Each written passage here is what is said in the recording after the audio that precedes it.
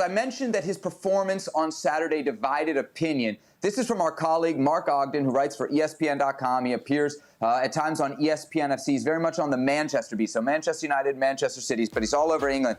This is what he had to say. This is an excerpt from his article on Pulisic. When he was substituted in the 68th minute of Saturday's 0-0 draw, Mark writes, Pulisic bore the expression of someone who was partly relieved to have been taken out of his misery and partly annoyed at having been asked to play on the opposite side of the pitch to where he is most effective.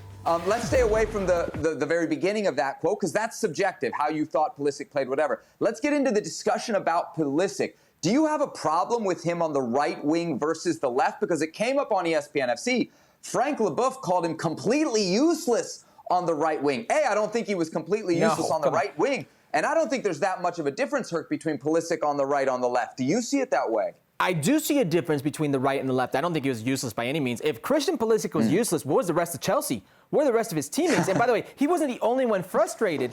This is an ongoing theme with Thomas Tuchel. But the thing is, in 10 games, what can you really say? Look at their record. So I understand that. Now, Christian Pulisic is a very cerebral player. He affects the game in many different ways. But when he's on the left, his natural tendency, which is a natural tendency of his anyways, is to be central. He's a player that I don't want to say you need to let roam, but he needs the space to be creative from a wide position, to come inside and every once in a while be that false nine or be that second player in the box, to be able to combine with his teammates. And listen, Chelsea's a team right now without a nine. Giroud's the only true nine they have, and when he doesn't play, Kai Havertz is playing. So if you're another player playing underneath, what type of familiarity can you really gain off of Kai Havertz?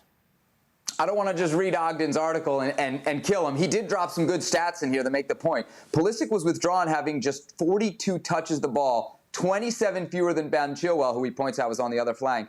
He also said Pulisic won just 20% of his one-on-ones. If you take those stats, Herc, I think the answer to my next question is pretty obvious. Do you think, like Pulisic did enough on Saturday to earn a start in what is a massive match for Chelsea midweek against Atleti in the Champions League?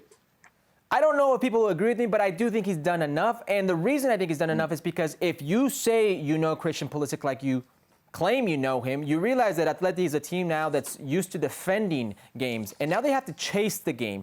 Now, if you're going against a team like Atleti has to chase the game, they're going to press higher.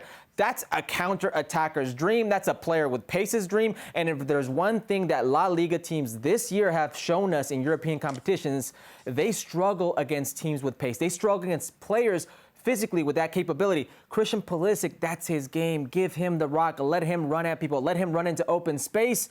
It's going to be a dream for Christian Pulisic, and if Thomas Tuchel's smart, he will employ that tactic. Listen, Herc, to earn starts, you got to be very productive. And Christian Pulisic was super productive last year in the Premier League. 9 goals, 4 assists, and 25 appearances. This year, 19 appearances, 1 goal, 1 assist. If we're talking about a big game like Atleti, and I know Chelsea need goals, you got to have that productivity. So far, he hasn't had it. But maybe we'll see him in some role. I'm very curious to see what Tuchel does Wednesday in the role he puts Pulisic in against Atleti.